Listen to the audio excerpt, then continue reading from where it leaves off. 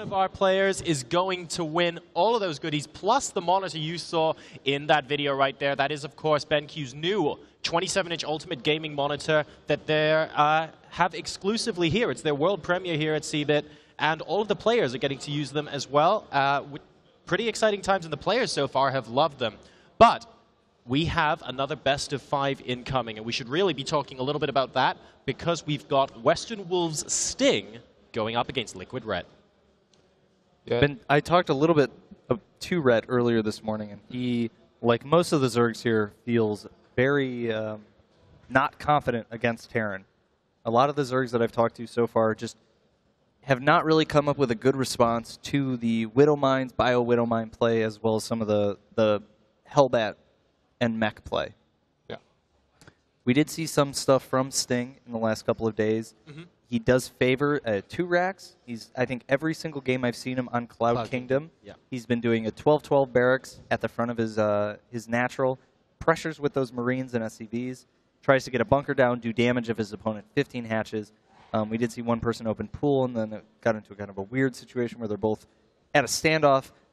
Other things we've seen him do, Reaper into Hellion, into Widowmine, and also Mech play. So, I don't know. Sting has a lot of different builds, but he has a pretty distinct style, 1 and 2 base play usually. Yeah, very aggressive, mainly pressure builds. After the 2 racks on Cloud Kingdom, he normally goes into 4 or 5 racks even, tries to do some kind of run-by with the Marines, and follow it up with some more 2 base play, mainly Bio. So we'll see what the players themselves think of the match they are about to play. We're going to go to main stage with Rachel for an interview. Thank you so much, guys. Without further ado, let's bring out our first gamer of the matchup. Please welcome to the stage, Liquid Reds.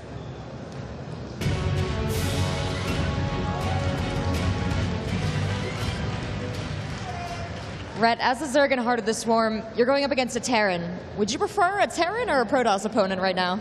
I would much prefer a Protoss, but it is what it is.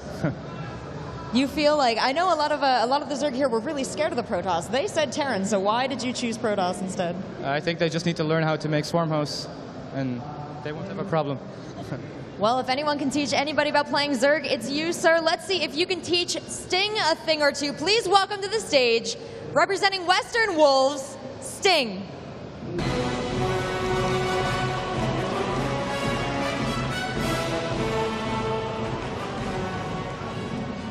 Sting, how confident are you feeling against your Zerg opponent, Liquid Red? 렛 선수 상대로 얼마나 자신감이 있는지. 3대0 아니면 3대1로 이길 거라고 생각하고 있었어. He thinks that he can win 3-1 or 3-0 against Red. Wow, well, the smile told it all, but he thinks he can win 3-0. Red, I think you can give him a run for his money. Gentlemen, would you please shake hands? And I'm going to throw this back to the experts as they weigh in. All right, so map number 1 in this best of 5 is going to be Cloud Kingdom. We've seen Sting favor 2-rack style play over there, and something that I thought it's worth mentioning that we haven't seen earlier, spoke about, before the interview, was that Sting does a phenomenal job before his timing pushes of doing everything he can to deny his opponent map vision and scouting so that he has to keep guessing when and where the attacks occur. Yep, Sting does a great job of controlling those watchtowers, preventing his opponent from leaving units there, preventing his opponent from really seeing exactly how many units he has. We've seen him do the 12-12 racks into triple command center, and we've also seen him do 12-12 racks into 4 barracks play. And the really cool part here is it's so hard for Zerg to figure out exactly what you're doing because of how many Marines he has. Do you think we're going to see a 14 pool or 15 pool from Red instead of a 15 hatch? Because he knows that there is the possibility of a 12-12 or a 12-13 racks from Sting? Red doesn't seem like the kind of player to do that, but I'm not sure. Well, here's the thing with Red.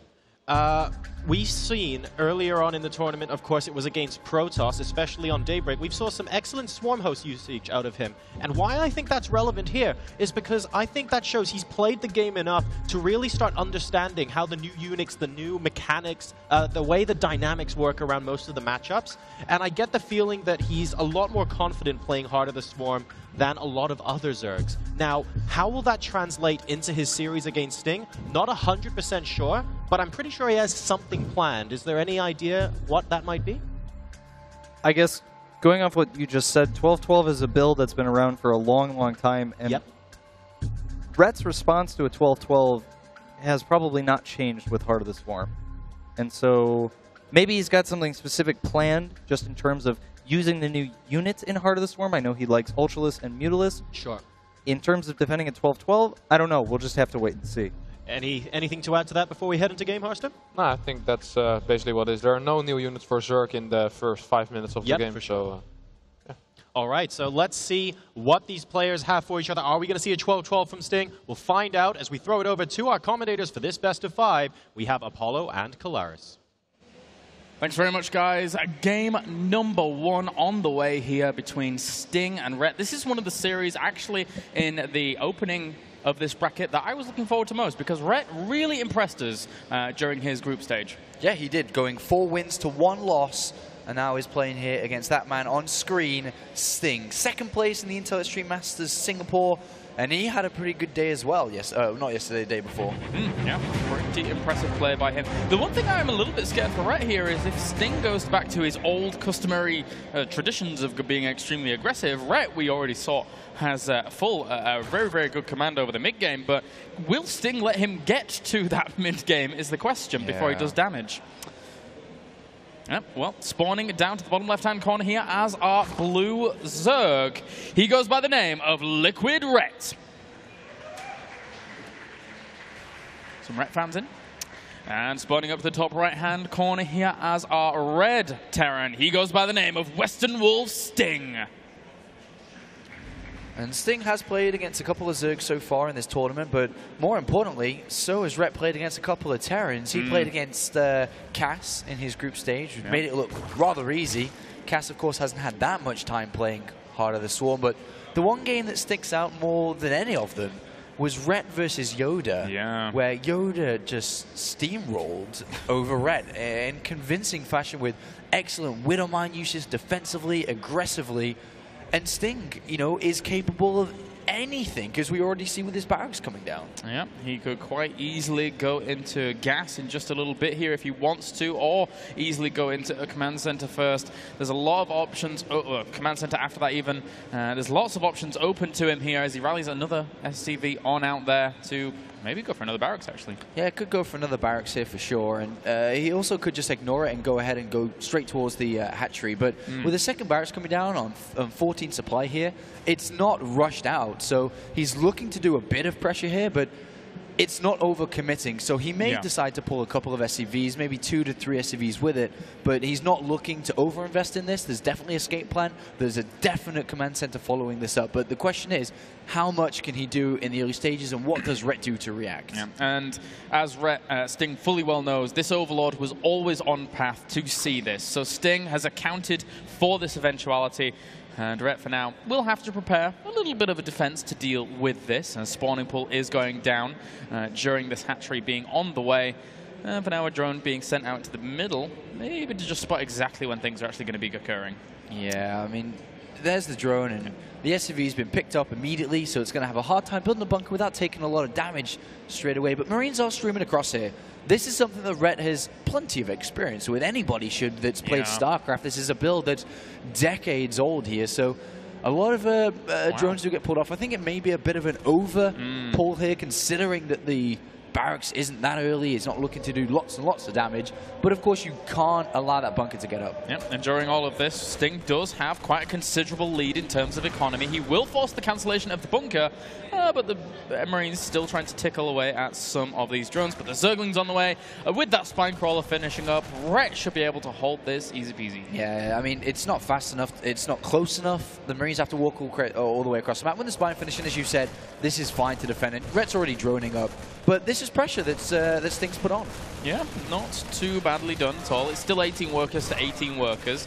And the only downside here for Sting is the fact that he doesn't have his command center started until in just now, one would assume. And there we go, that's on the way. So Sting saving up a lot of money there. Could have started it a little bit earlier, but didn't. Yeah, could have started it a little bit earlier, and he also could build a third command center behind this too. And if he decides to do that, And the way that we've seen him play earlier, I would not be surprised if he went third command center, straight over to double gas into Widowmine usage for defensive possibilities here, and then play mech. This is something that he's shown already in this tournament, that he's not afraid of playing mech. And it was looking really solid too when he did. Interestingly, I think that, you know, if Sting does want to go for some kind of Widowmine defense, and Rhett goes very, very quickly into something like Swarm Hosts, the synergy, well, of how those two units work together, the Widowmines are going to have a very, very hard time actually holding on against some kind of Swarm Host offensive. So that could come to fruition here. I haven't really seen too much of it myself personally, but could occur. Yeah, Swarm Hosts just don't seem to be that effective in general against Terran at the moment, even though I've personally heard that David Kim's used and had success using Swarm Hosts against Terran, but I don't know if that's a viable option, to be honest. They seem a little bit immobile. You know, against Bio, they're definitely too immobile. You can get picked up, dropped up, run around. And against Mech, you never really have enough to actually break a amount of tanks, because they're building tanks and they see your Locust and they kind of build more tanks and continue adding on tanks. And then eventually, at one point, there'll be a bunch of Hellbats, a bunch of tanks and Thors and everything you know, and they just scan, delete the Locust through burning them alive, and then pick off the Swarm Host, as simple as can be. So I don't think that Swarm Host is going to be an option here, but definitely Mutalisk play, definitely Roach Hydra. These are kind of the two options that I think Rhett will lean towards. Yeah, Muta is a very, very cool one. As for now, he does throw down a few extra gases. 4 gases in total here for Rhett, as he's already been mining from his natural ones. And even the second Spinecrawler going down. So just making sure that he has the defensive necessary. But whoa, 2 factories on the way here. So maybe a very, very quick move towards either Hellions or Widowmines, but Widowmines would be so fantastic to see. Yeah, I don't believe he's going to try for Blue Flame Hellions. Usually when you see double factory like that, it can be, but it's going to come too late in the game, I think. So I wouldn't be surprised if it was straight to tanks and try to move that third command center straight towards the third on location as soon as possible. But we do have this Marine move out, which is looking to punish any fast third to pick it off, but unfortunately for Sting, there isn't one. Yep, Rhett playing his cards close to his chest here. As for now, the Queens, well, they might get caught a little bit out of position here. So one Queen will end up falling. Second one runs back to the safety of the double spine wall. And Blue, I cannot believe this is actually occurring, but Blue Flame is on the way here. This is a very interestingly timed upgrade. Yeah, it's definitely not for the usual kind of rush that you see, where you know, Terran play gets Blue Flame and looks to get Hellions in. And the reason for that is speed's done, creep spread has been stopped, which is kind of annoying, but there's a lot of lings on the way. There's 1-1 on the way. By the time that Blue Flame was used efficiently as a movement, as a push out, Rhett's well prepared. It's very late. Exactly. The Baneling Nest on the way, as you said, with the +1-1 on the way as well. For now, Sting just moving things a little bit around here. And he has, admittedly, a lot of Hellions in production and queued up as well. So a lot of minerals are going to be actually designated to this kind of offensive or even the defensive if he assumes his opponent is just going to stay on Lings for a long time. But the Mutalisks are going to be on the way. And he has to prepare for that. Yeah, but going Ling Mutalisk like this, there is a weakness for Rhett when Stim completes, because we can see a movement out with Marines and Hellions, which if the Mutalisks aren't out and ready to fight with backup from Banelings and Baneling speeds, which we've now been seeing research, he can actually take quite a bit of damage. If you think about all the resources that Sting's put into building this sort of army, Blue Flame behind and Marines as one, before even upgrading his Marines to 1-1, why would you do that? Why would you not upgrade your Marines early? And now this push is coming out in conjunction with Stim, and it's going to hit at such a perfect timing that Rhett can easily lose his third and fall incredibly far behind. Yeah, this is a really, really strong army here for Sting, and he is one of the masters of these very, very strong 2-base pushes. So now he's going to make his way out across the map. The Hellions do find the third that he's been looking for, but that's a lot of Banelings morphing in. Centrifugal Hooks will finish in just a little bit. Yeah, Rhett needs to keep this third base alive, that's for sure. Yeah, he does. He's actually going to try and move on in now here. The tanks, the Marines actually trying to take down that Spinecrawler as best they can do, but a good split here means that those Banelings really can't do a huge, huge amount of damage, as a Spinecrawler will fall, and I don't think, well, the Banelings are going to clean it up in the very end of things. So Sting for now Good defense by Rhett. Successful defense is successful there as Rhett takes 0 economy damage. And as mentioned before, Sting decided to spend his money on that rather than getting 1-1 early. So it hurts him for now that he doesn't have 1-1. It hurts his pushes later when he wants 2-2 because it's going to be much later than it would be usually. A usual Terran that gets 1-1 super fast can have 2-2 around the 14-minute mark. And in this game, it's already 12 minutes 15. 2-2 is not going to be done anytime soon. And then on top of that, without these Marines being upgraded heavily, Mulis are going to come in. There are no turrets in place.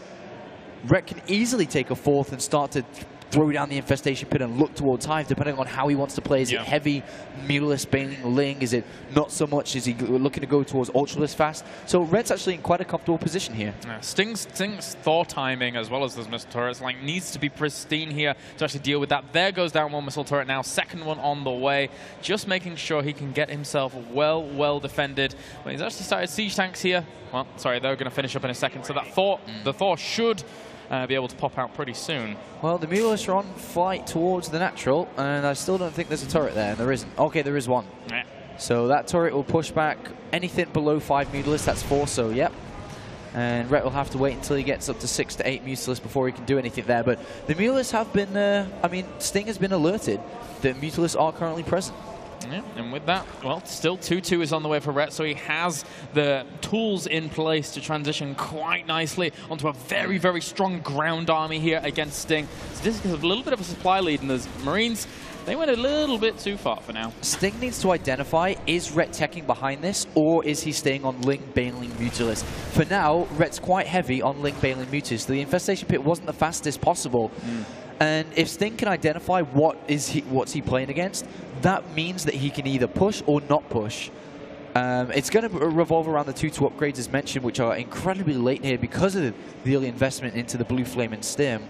But Rhett, as mentioned earlier, is looking for that 2-2 push to move out, knows it's late, knows he has more time to build a bigger army, and is looking to crush it. And he is actually going to push into the 3rd, but takes a slight deviation back, as for now, that's too many Marines for him to really deal with just Mutalisks alone. And a lot of Zerglings now in production here for Rhett, as he's already at 79 drones, so against the 63 SCVs of his opponent. So he's happy with sitting around that for now, although considering Rhett, he might go up to 100 at some point. Unfortunately for Sting, though, he has to move out soon. The Hive is on the way. He doesn't know about it, but this is the time you already want to be moving across the map.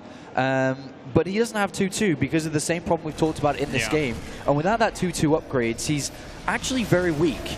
And if Rhett comes in with a good flank, which he's setting up perfectly with 50 more Banelings being morphed in, he's going to make this look stupid. Yeah, that is a huge army that Rhett is amassing here with a very potent combination. Banelings are going to morph in, though, right next to all of this. Sting actually trying to split up his Marines, but not well enough. The Banelings roll on in, killing off every single Marine almost. A few left over, but the siege tanks go down to the Mutas.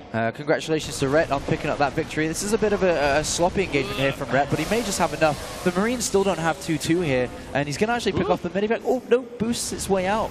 And Red did trade off Mulus there for Marines, not probably the best trade, but at the end of the day, he's still in a fantastic position. 2-2 still not completed, and he can morph the Greater Spire now. He can actually make an Ultralist Cavern, depending on which way he wants to play with his later tech. Both are fine, to be honest, but I'd much prefer Ultralist if I was going to be Red in this position, because of the heavy amount of Marines, the new change of the Ultralist to non-armored units, they're a lot stronger than they used to be. Yeah. So he's looking to get in there, because is Sting really going to start building Marauders at this point? No, he's got to replenish what he just lost. Yeah. And, I mean, we had a huge backup of gas there for Rhett to actually transition on so seamlessly onto 3-3, onto Adrenal Glands, onto that Ultralist Cavern here. So he's playing out this mid-game really well in Ling, Bane, Muta. And even now, even with this mid-game composition, transitioning onto the late game really strongly, Sting's still in a lot of trouble from this army. He's trying to defend 3 bases, sure, but his 4th isn't going to be given to him so easily. One of the weaknesses of Rhett's style is he's very weak to Widow Mines, but Sting isn't opting to use them, unfortunately. Widow Mines destroy Zerglings, Mulus, and Banelings easily, but he's only got one defensive one. If he was to actually build them more with his army, it's impossible for a Zerg player to come around and flank, and he's now deciding to add on some extra Widow Mines, probably for the reason I just stated, but it's a little bit too late. The Ultralists are on the way. The Ultralists don't care so much for Widow Mines in small numbers here, which is what Sting's going to have, and even this small force that's moving out. Ultralists will pop as this army sets up its position on the high ground. and he's going to lose it. Yeah, scary thought here for Sting as he tries to make something happen as best he can whilst he takes his fourth behind this, adds on a few more command centers. But clearing up the creep is a nice little move. But again, those Ultralists with chitinous plating going to finish up as well as 3-3. Not before the engagement, but I mean, a nice little pick off with those Mutualists at the very back on some of those siege tanks. A few Banelings do die for their troubles, but admittedly, Rhett is buying great amounts of time. All right, I've looked into my crystal ball and I've seen the future. Yep. The army's going to die, and then the fourth base is going to die, and Rhett's going to take the game. This is very much so in favor of Rhett. He's dominating. His upgrades are about to align. The stars above the ceiling in this little room we have is also saying that Rhett's going to win. Everything, even my lucky 8-ball I carry around in my back pocket says that Rhett's going to win. I feel it. That one that's completely random. Yeah, every time I roll it, I'm sitting here rolling it, and it keeps saying Rhett wins. I don't know how it happens. I don't know either. Wow. Well, Rhett here still placing himself, making sure that his defenses are going to be so strong. So many Ultralists. 8 Ultralists out right now. Another one going to be actually added to this. He's just going to go for it. That wall, that torrent of devastation crashing up against the Terran. Make sure that there is no Terran unit left over. A lot of Ultralists took a lot of damage, but they are still kicking and alive. He actually did that without his upgrades completing. They actually completed after, and a perfect tech switch here from Rhett. As soon as he smashes one army that has to be rebuilt to deal with the Ultralists, he makes the switch over to Broodlords. And great drop though from Sting, but look at the reaction from Rhett. While fighting in the middle of the map, he pulled all his drones. He lost almost no drones there, to be honest, at this stage of the game. A few unfortunate mismined drones there on the third base, but that's not a big problem. Sting does have a 4th planetary fortress, but it won't survive the night here. I think that Rhett should be, and definitely has to be, locking that down. There's no army for Sting. Yeah, there really isn't. The mass of 29 Marines are going to get obliterated under the power of the melee Zerg swarm as they push on in. The planetary fortress should be able to hold for a little bit, but not a whole lot of time here. A few more Ultralists do die off, but the Kaiser Blades cleaving through that planetary fortress. Sting has no way of saving that, and all those poor little SCVs at the back going to get cleaved up as well. And Rhett's playing pretty good, guys. Yeah, for everyone at home, for everyone here, Rhett's playing pretty darn good. With the Greater Spire about to finish, he can morph Broodlords. There are no Vikings. There's no additional starports. Rhett's had Sting's number since that very early commitment to Blue Flame and Stim that did nothing. And from here on out, Rhett has dominated Sting and is looking on fire. Yep. Even cleaving down one of the Widow Mines there with the detection that he does have.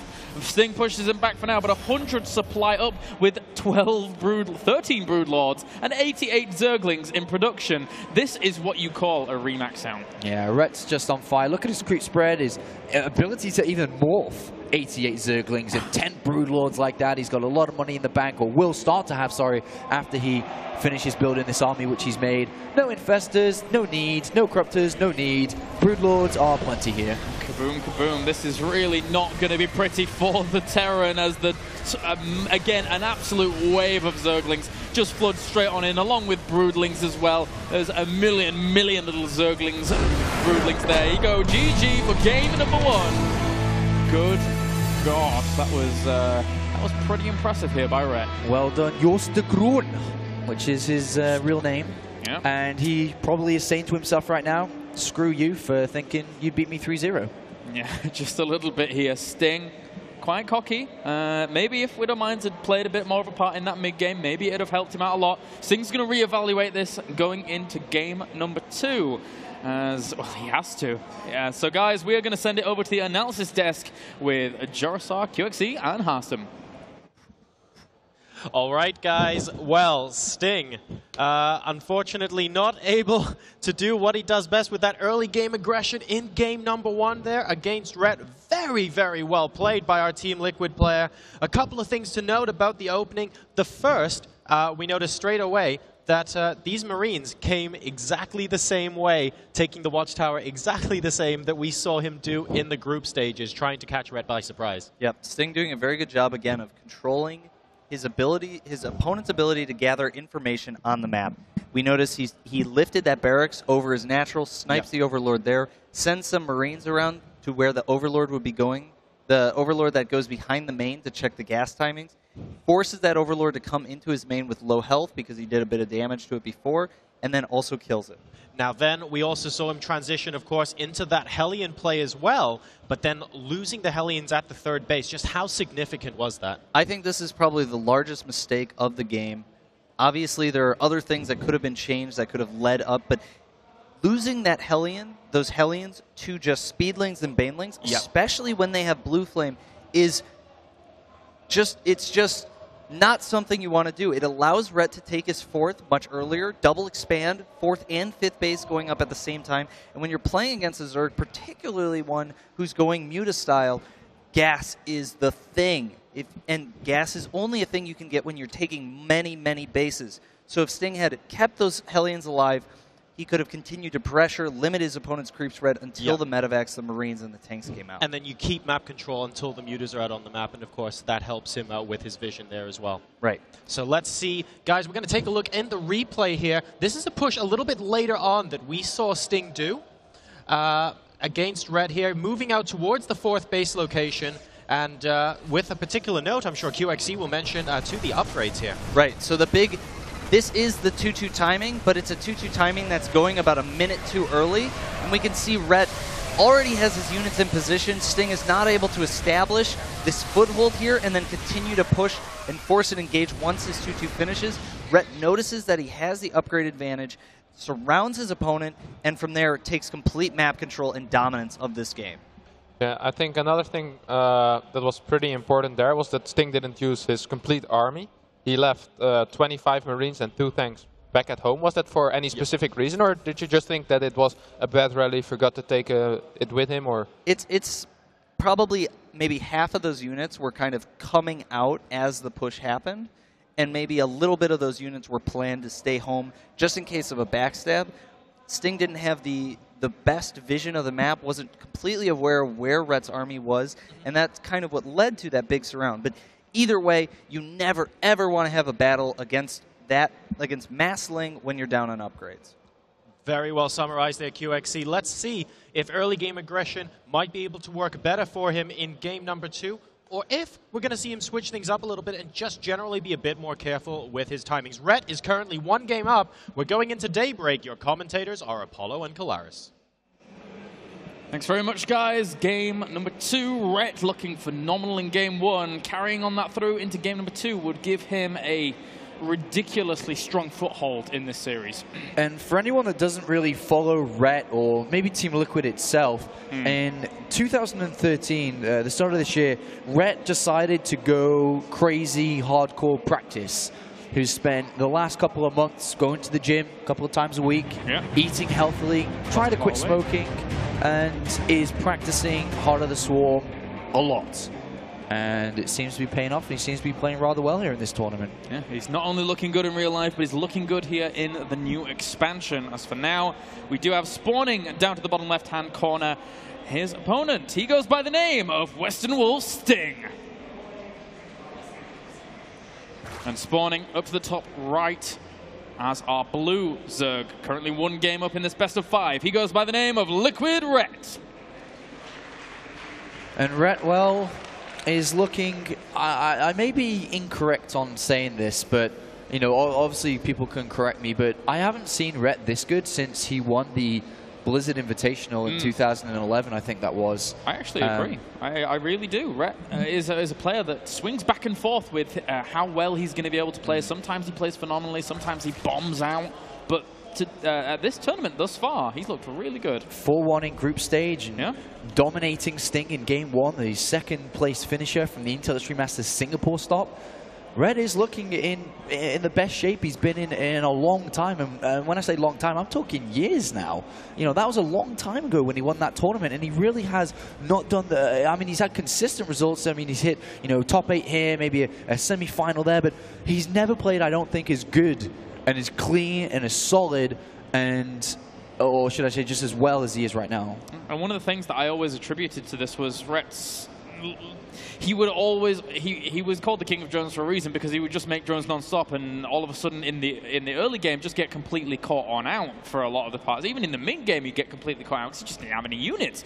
But in game 1 there we saw that Rhett was happier to sit around at a little bit of a lower drone count and, you know, make a few units, gain some control on the map, and then from that point on really constrict Sting. And let's hope he does the same again, because if he does, he takes a comfortable 2-0 lead against Sting and can look at himself to move through to the next round of this tournament, where the money increases by $1,000. I think he's about $2,100 in at the moment in the round of 12, and it goes up to like $3,500 in the quarterfinals, the round of 8. So you know, looking to get more money, looking to get more fame, and of course more Twitter followers and stuff like that. The better he does here. Rhett's got enough, man. He's got enough Twitter followers. It all came down to that one home story cup. But for now, we do indeed have a Reaper on the way here for Sting. So a little bit more of a common Heart of the Swarm opener here for Sting to kick things off. Looking to do a little bit of poking action. But Rhett is going to take the precautions with a few Lings, 2 Queens to complement that. So just going to drive them away from the drone line in a little bit. When this happens, you usually lose 1 drone-ish. Sometimes 2. That's expected to lose a drone. To lose the second one is pushing it, losing a third is bad. So he should want to take both extractors here to save, or at least one, and then if he needs to, he can jump into the other one, so he does keep both of those drones alive, and he of course will cancel them in a couple of seconds time. But this is good, this is a good defense. Because of the Reaper and when it arrives and the way that hatchery first works into spawn and pull, the Queens don't actually pop out until after the Reaper has been there for a good few seconds. So you're usually expected to lose 1 drone, and that's not anything major to concern Rhett here. Yeah. It's not just that you have to get the Queens, but also these 4 Lings played a huge part in just buying him time to have those Queens out. And it's a really nice little defense. As for now, speed is on the way for him as well. So just making sure that his Zerglings are well and stable to deal with any little eventualities that Sting would throw at him here. But double command centers going down for Sting. He is going full balls to the wall macro once again. And it's going to be up to him where he goes. I would love to see some mech play. Yeah, I'd hope so too. I've seen his mech play already this tournament, and it was looking really clean. We'll see how that works out, though. With Zergling speed on the way, though, these Reapers aren't going to survive much longer. And as soon as that Zergling speed is ready, these Reapers are going to have to retreat, whether they go all the way back, whether they try to dance around in the smoke and the cloud around the Xel'Naga Tower. We'll see. Yeah. Hellion's going to rendezvous with those as well, and we've already seen the potential of Reaper Hellion straight up assaults. I was going to say harass, but straight up assaults have been the flavor of Terrans in this early game. Even with Widow Mines, it becomes a really potent composition. But for now, Sting's foregoing the Widow Mine option. Still has the potential to, but going to start that poking. Spinecrawler, whoa, well, the Zerglings are there, and he realizes speed's done, so he has to be a little more cautious now. Yeah, the Spinecrawler is the full defense against Reaper Hellion here. Lings don't need to commit, they're just waiting for the Spinecrawler to finish, and when that's finished, he's going to be absolutely fine here, because he even has 10 extra Lings on the way. Right. And there's those Widow Mines to follow this up, as we said before. This becomes a really strong little push, and the strong contain as well. Not only is it going to deny Rhett from getting his third maybe as quickly as he would like to, or it can hold back creep as well if he actually decides to go for a little bit of a scan, which can be a little bit terrifying here from Rhett if he wants freedom of the map. Well, if these Widow Mines successfully detonate, or not really, I guess the Widow Mines don't detonate, but if they pull their trigger on a couple of Zerglings and that allowing the Hellions and Reapers to get in, that's going to be quite a nightmarish situation for Rhett. But if it doesn't, then going just 2-base Spire, a bit of an older build this one, but still pretty effective. Yeah. I think in the grand scheme of things, this is a pretty quick Spire here. Yeah. So definitely, I mean, just, yeah. This is the confirmation has been given by Apollo here. This might hit Sting a little bit before he was actually assuming that this would occur, and from that point on really give him a lot of troubles, as he's just still on Reapers, Hellions. He hasn't made any Marines. He's got 1 or 2 coming out right now, and adding on those 2 barracks as well as double engineering base, so he's going for bio. Alright, so Widow Mines, 1 planted on the 3rd, which will be a bit annoying for now, but with an Overseer popping out, he's going to have to send a Ling at a time. Doesn't really want to. Oh, there we go. 1 Ling, detonate, and then 2nd, go kill.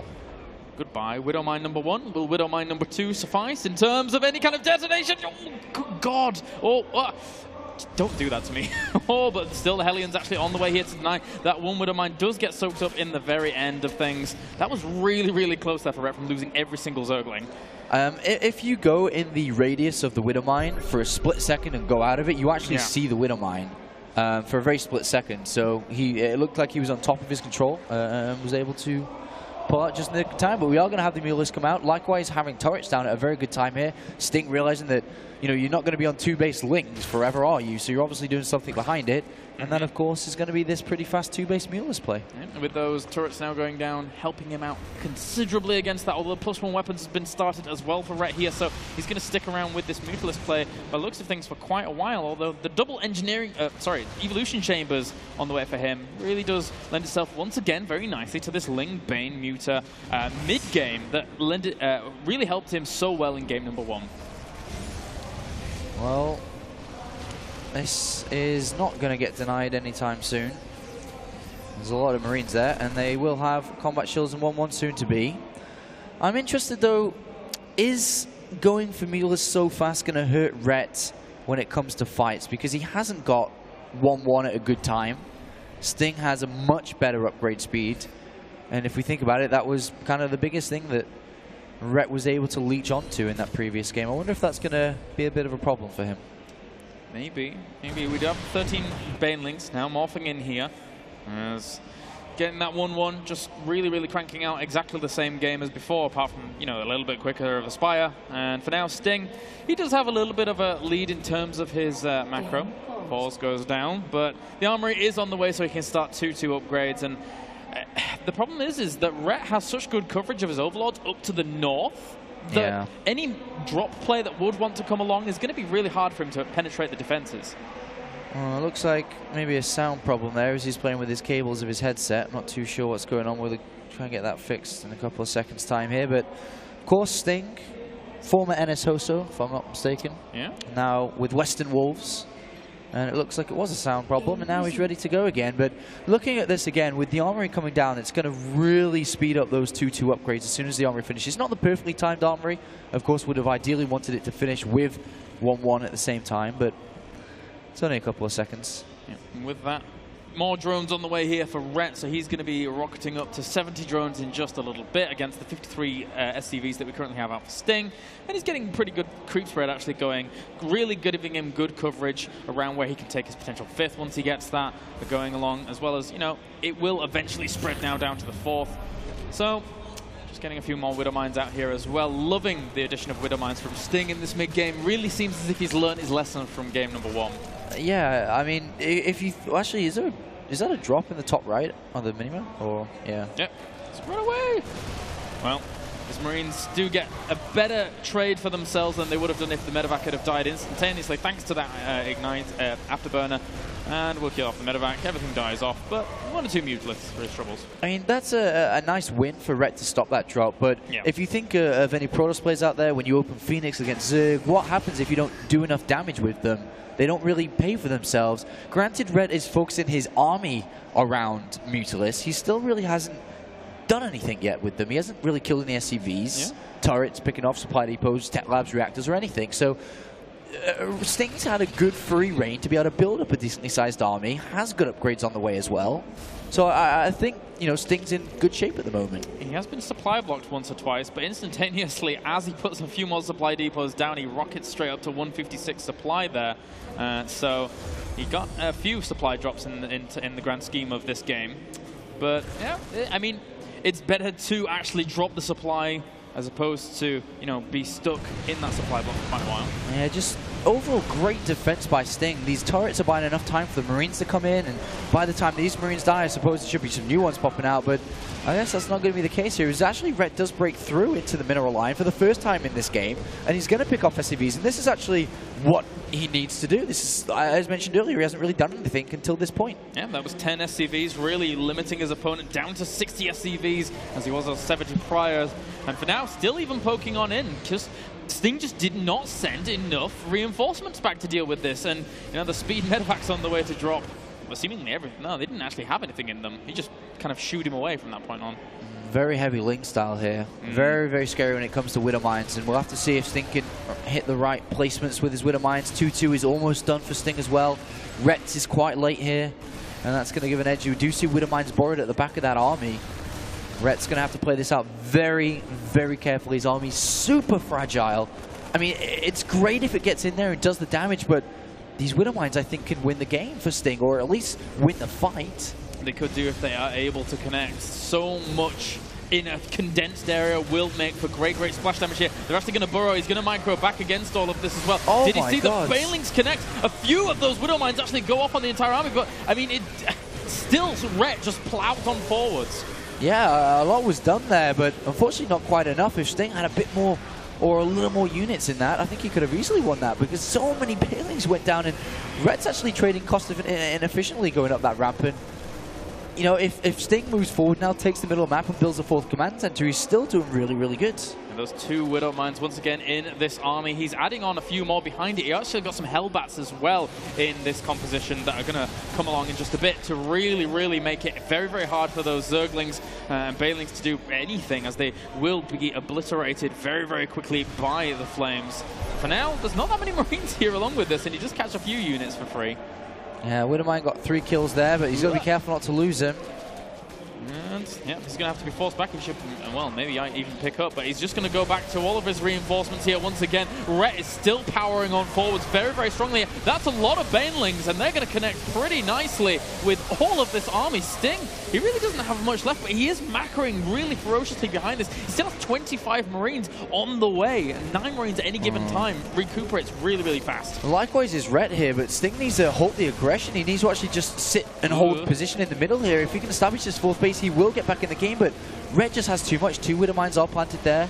He needs to get them down to this 4th command center. He can't afford to lose that. No, he really cannot. And even if he lifts up, the Mutalist will still continue the pursuit here. The Zergling is going to try and charge up this entire ramp. The Widow Mines are in the back. Will they be able to connect? They do get a lot of those Zerglings, so saving a lot of those Marines in the process. But still, the 4th base went down. And behind this, Ret has 3 Adrenal Glands and an Ultralisk Cavern on the way. It's looking bad for Sting. Yeah, Sting lost the 4th command center, which is the biggest problem with this couple of waves of attacks we just saw from Ret. And now he's having to build 2 more command centers. Hellbat Marauder Marines is the composition he's aiming for here, with a couple of Widow Mines sprinkled here.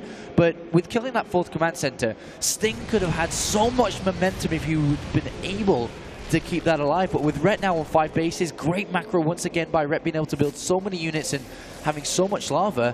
When these Ultralists pop and the upgrade's complete, remember there's no 3-3 whatsoever been researched by Sting. Yeah, this army for Sting is just not capable of really being able to deal with Ret once again when he reaches full momentum here in this game. As Kaiser's plating will finish up in just a little bit along with this 3-3. And all Ret has to do is, he doesn't even have to really start pushing in and doing damage. All he has to do is buy time, wait for the 7 Ultralists to finish up, even along with Infestors if he desires, and then just crush through. Yeah, crush through, and that's what he's aiming to do when these Mutualists, when the Ultralists get on the board. And they are soon to be. There's the first one, second one popping out now, and we're 4 on the way. It doesn't matter about the upgrades here, because the Marines Marauders aren't at 3-3 either at the point, so this is going to be nice for Ret. Yeah, and here come the Ultralisks here, complementing this army very, very nicely. Fungal goes down, hits a lot of that army in turn, and that locks everything in place. The upgrades are not done here for you, Ret, but it just doesn't matter. There's not enough bio to hold this back, annihilating that army, and the reinforcements are going to come along, and, well, those Ultralisks shouldn't stray too far. Yeah, I mean, a little bit sloppy from Ret to push those 2 Ultras at the front, as you said, and he just needs to max back out to 200 supply and go in again when he's ready, especially now he has 3-3 almost done, and is taking an upgrade lead in this game.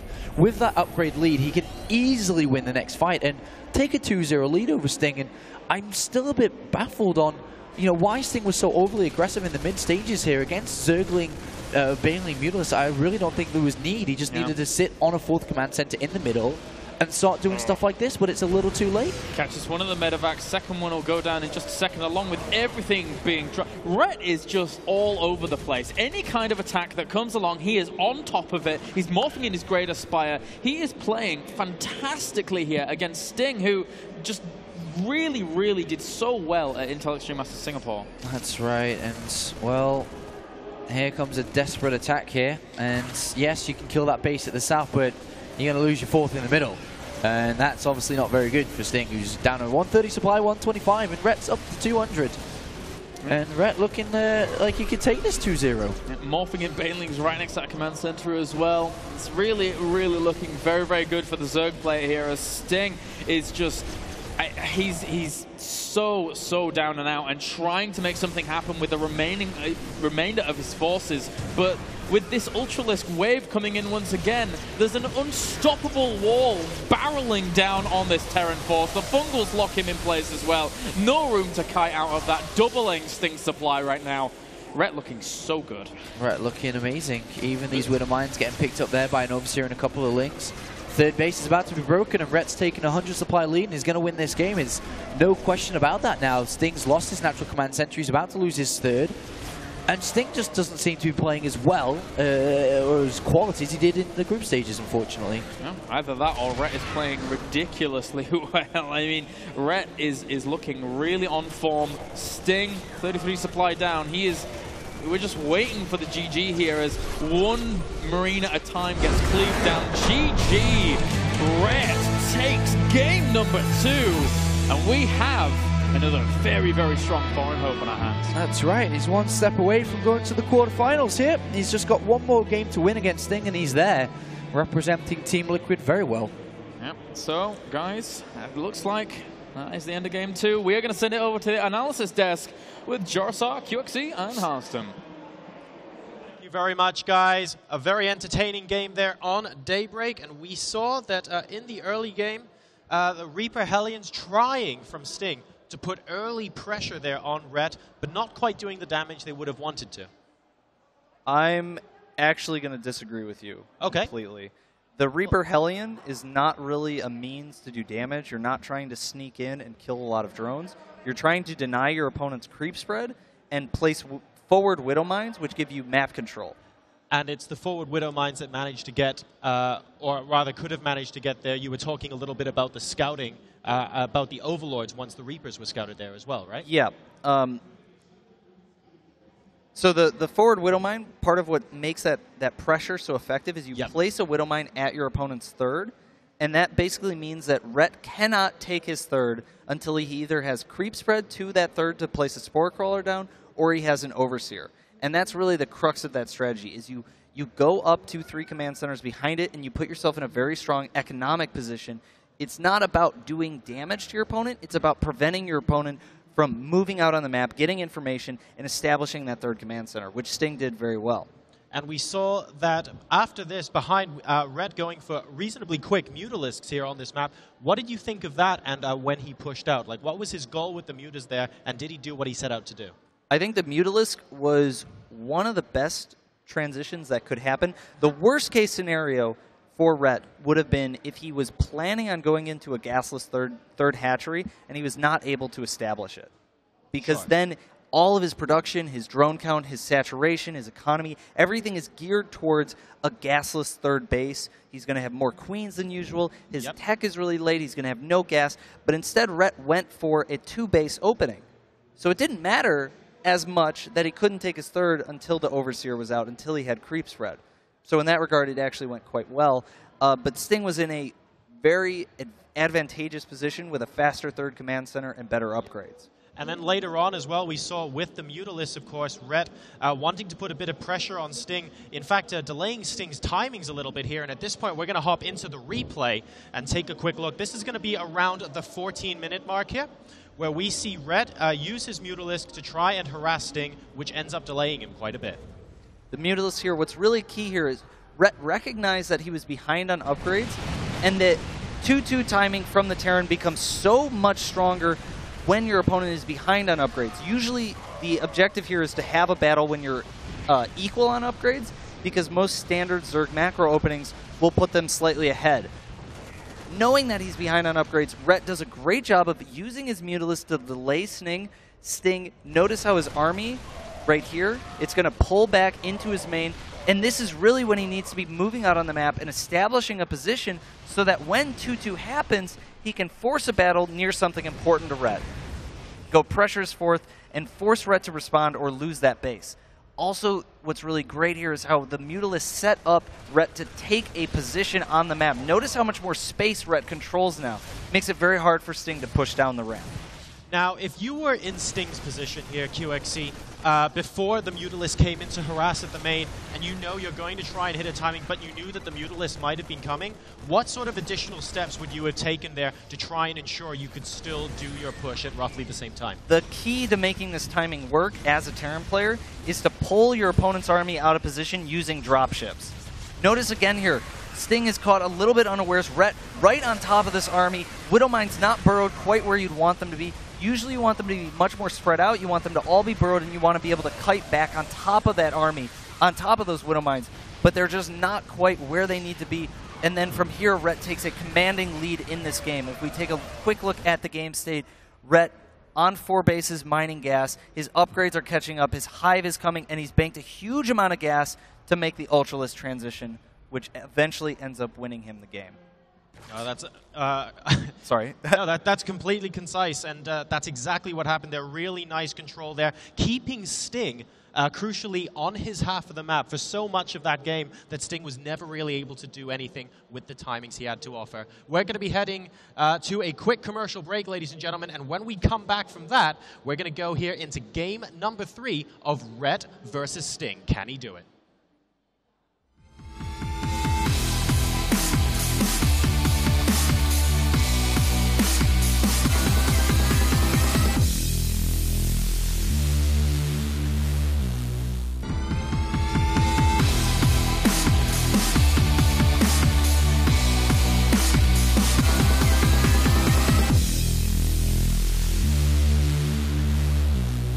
Guys, I don't know why I keep saying that after the break. I keep thinking that we're coming back from the analysis desk, but here we go. We have game number 3 on the way here. Rhett 2-0 up.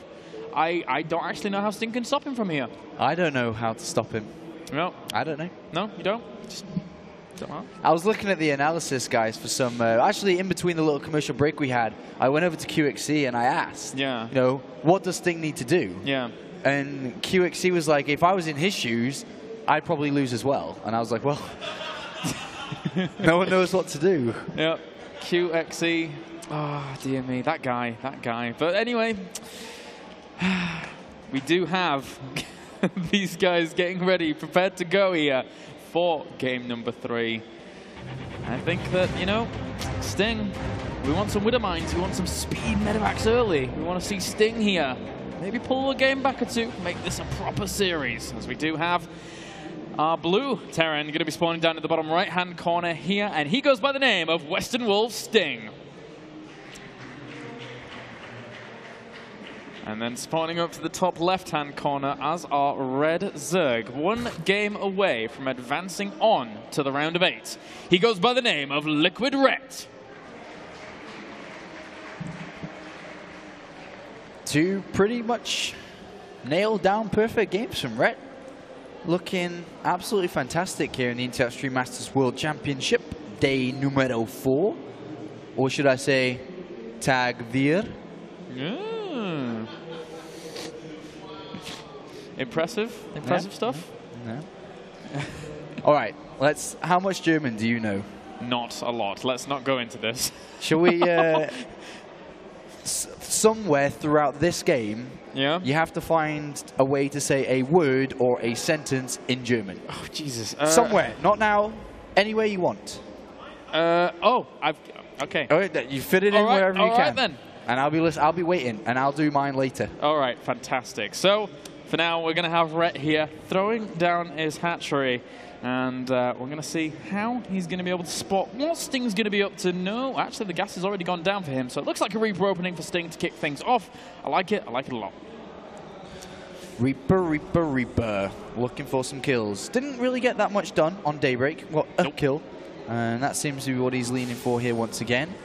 Reaper, Hellion, Widowmine eventually, if he wants to go that far. And behind this, of course, we'll be looking to expand. Rhett, on the other hand, though, hatchery first into spawning pool. Rhett's going to have to play quite reactionary here, and it's actually a really nice map to play reactionary on. You have, it's like you have your hands around the Terran's neck. And anytime you can squeeze and get information out of him. Because you have overlords on the left and on the right, they're like your left hand and your right hand. And you just crush. Just squeeze it. And, well, Sting, he's on the way. The little drone, he pokes on out. He touches the watchtower to make sure that there's no barracks or anything crazy going on. He barely misses the Reaper, so that is on the way. He can pretty much assume that that is going to be the case, though. Reaper, very, very common opening, and it's on the way in. And second Reaper behind it, and usually you can go up to like 3 to 4, depending on how intensive you want to make this Reaper play. Remember, one drone is almost expected to go down with a Reaper opening like this. If you get none, then Red's in pretty good shape here. Yeah, that was a good defense there with the drone pull, just buying him a little time for the Zerglings to come on out and then chase him away. So for now, behind all of this, the factory goes down. Reactor on the barracks as well, so just 2 Reapers, a sprinkling of Reapers, and then with that, factory on the way for those Widowmines and Hellions. Only a single Zergling that's been killed here, and Reaper's not really doing that much in this game. I've hardly slowed Ret down. An X-Reactor has been taken on the natural, interestingly enough. We'll see what that's for. Okay, it was just for the drone that he never really cancelled on time. And that was a bit sloppy to take a bit too many hit points on that Reaper. Will, of course, regenerate. But a decent opening by Ret, and of course he's got that Overlord plank on top of the factory and sees where the factory reactor barracks are all going. Yeah, again, another downside of going those Reapers. No real Marines early on to be able to deny Overlords from actually poking on in, seeing exactly what you're up to. Marines should be on the way in just a bit probably here, just to force that away. And actually, no, he's just going to go and make an add-on right where the Overlord just follows him. It's like, what are you going to do over there? Oh, you cheeky little boy. Nice scouting by Ret. Nice scouting, and there, as you can see on screen right now, both the players' hands on the keyboards that they play on. Yeah. Seemed like Sting, well, actually, both of them quite similar in speed. Yeah, for now, 3 Overlords. Whoa, 4 Overlords on the way? Really? Is he? Huh. Looked like he got maybe a little bit supply bot there. Yeah. But not too big of a deal as the third drone, or third base drone, is about to make its way down so he can take that expansion. But behind this, he knows that, you know, the Reaper, Hellion, potentially even Banshee behind this, as we did see the barracks being added onto a tech lab and Starport being switched over for it. Unfortunately, that drone didn't go, didn't actually build that third base on time, so it got roasted. Yeah, this is a lot of harassment for Sting, or at least a lot of harassment capability, with the Widowmines now rendezvousing with all of this eventually. And, you know, Hellions and Reapers very, very strong to kick things off. This composition might actually just be too much for Ret to deal with. And at the very beginning, this is where we thought that, you know, Sting's strengths may lie against Ret, and especially after game 1 and 2, I think that this is, he's honed in on where his ability is to really put on the pressure. Well, one thing is certain here, Kolaris, is Ret's not taking the third base anytime soon. Yeah. Widowmine's about to go and borrow underneath the location where the third hatchery should be, and there's pressure going to mount with Hellions, Reaper, and that Widowmine behind it too. And I'm quite sure there was a Banshee on its way as well, so, you know, if he sends the Banshee to the main base maybe, or swing around the back of the natural. Nice harassment here from Sting, and he is delaying and hurting Ret quite a bit. Nice harassment, good contain. That one Banshee is going to add extra dynamics to the mix that is going to make it very, very annoying here for Ret to continue this defense whilst he grabs a third command center behind this Sting, just putting on a lot more pressure than he was doing game 1 and 2, while still macroing behind it, and he's going to go into mech. Yeah, so something we haven't seen from him yet, so, you know, maybe that's what all of this comes down to, that he hasn't been playing Bio that well here, Marine. Medivacs, he's not using that Banshee very well either, and Sting's not having the best game of his life here. Ret now, upon that Banshee getting knocked out, and Queen's moving down to spread creep again very shortly. How many kills? 9 kills. 9, oops. And 0 on the other one.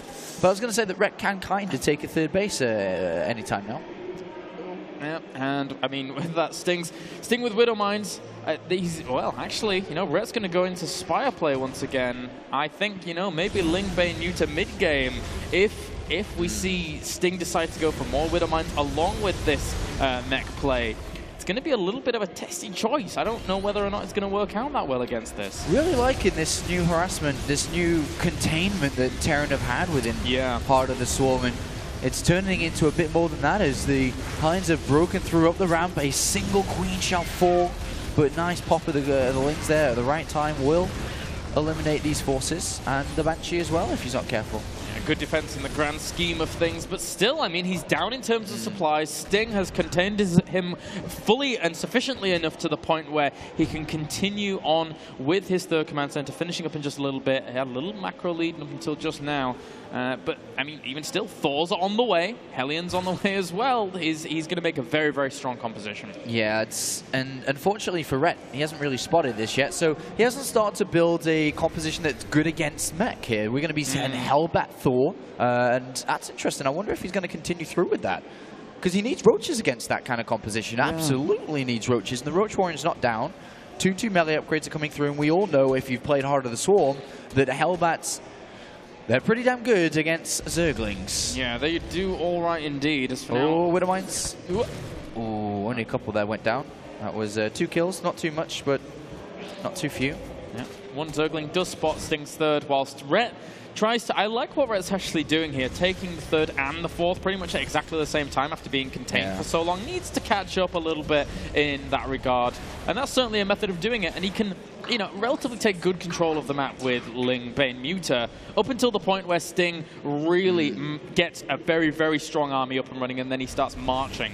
I think Rhett just cancelled his +2 melee attack and built +1 range in, or in response to scouting that the factories have been added on, and he's playing against mech, and there comes the Roach Warren down. The switch is now in transition, and, well, that's the best thing for Rhett, to spot that. He does have Mutalisk out, but how much damage will they get done here? Because there's turrets and quite a few Thors spread out. Yep, those turrets and Thors, really, really nice little defensive setup position, but, I mean, at the same time, these Zerglings are going to have a bit of a nibble fest over at that third, killing off a few workers, but the Hellbats come and say, nope. Yeah. And the Mulists are about to head towards the main base, I think. We'll see how much damage they can get done here. Is Rhett, as you mentioned, double expanding behind this, starting to build up a Roach composition. 2 Widow Mines, a Thor and turret. That's pretty well defended and guarded. Yeah, oversee it morph to spot Widow Mines if there are any. Will this actually, if Rhett goes in there clumped up like some players actually do with Mutalisks? Does Rhett see the 2 Widow Mines? Catches a few of those Mutas. It could have gone a lot worse, but Rhett reacted pretty well. And, well, these mech units do have +1 attack now. Rhett's starting to get some harassment done. There is a Viking sprinkled in there too, and Rhett's about to walk into a Thor and a Viking. Oh, dear. Well, yeah, losing a few more Mutalisks here. Catches a few Vikings for his troubles, but, I mean, I don't think he wants to be trading too much those like really small engagements against this mech army. He needs to do big chunks of damage against this mech if he wants to really stifle its movement. Now we do have the Hive on the way too, and, well, that's okay for Rhett. Still getting a little bit wary about can he defend against a +2 timing attack, as the +2 will be on. And that's, I suppose, the timing that Sting will want to take, because it will finish as he approaches 200 supply. It will finish as the Hive finishes before any Hive units can actually come out. And I wonder if Rhett here, to be honest, is just looking for Vipers from his Hive, more so than anything else. Blinding Cloud, bringing down all these mech units into melee, that would be a really good thing for him to focus on, I feel here. I don't think it would be smart to go over to Ultralisk or try to get the Greater Spire down. I think just Vipers would do enough. Yeah, I think so, especially with how immobile this mech army can definitely be. There's no actually, the Widow Mines are still positioned here to defend the... Well, one of the Widow Mines did catch a few of those Mutalisks in the end of things. As for now, the mech is moving on out. A few SCVs here as well. The Mutalisks can't... Nope, not going to be able to pick off any of those. A single Thor kind of caught out, but I think the Mutalisks are going to fall more so than anything else. And Rhett's coming down the right-hand side here with quite a few units. And this is strong +2 attack. Very close to finishing here, Cloris. Yeah, 191 supply to 195 of Rhett right now as Sting takes this opportunity to set up himself in the middle of the map. But Rhett, well, he looks as if he might be setting up either a huge flank or just go for a base trade. And it looks like it's going to be the second. 2 tanks not up that fast there. And, well, a third one comes in. Hellbats destroy the Zerglings. What are we seeing? Good God, I mean, that army is going to disintegrate. I don't know what he can do back at home here. This mech force is certainly working out right now for Sting. He's 180 supply to 190. He's going to be sat on top of Rhett's production, and that's really, really going to hurt him. Sting's in a really good position here. Rhett's coming back from all sides. Is he going to be able to surround this army? There's not that many tanks there. And, well, we're about to see Rhett go in here. Alter, was macht der dann da? Oh, this is wunderbar for Sting, as for now he will actually actually try and close the gap. It looks like, though, it's not going to work out for Rhett, as all of those roaches do end up dying off. Oh my god, I can't believe what I'm seeing here, as Rhett has just been annihilated. Kalaris down at 108 supply. Sting in a comfortable position, right in the middle of all the production, all the hatcheries coming from different angles, and with the reinforcements coming, as we can see on the minimap, a big blue blob. That's going to do a lot. Yeah, Great Aspire now morphing in for Rhett, but really not going to help him out too much. This mech style for Sting has been superb. And even more Hellbats in production. The armor going down for them as well. This is a sorry sight here for Rhett, and Sting is going to eke out a game. Very nice. Yeah, Rhett's prevented from getting the 3-0 ace here, as GG called. GG. I almost forgot about the German. And then I was like, what? There we go. Das ist wunderbar. Sting taking the game, bringing himself back in. Bringing himself back in. Now he's got a couple of games in a row to win. Rhett still in a comfortable lead with taking the first 2 games 2-0.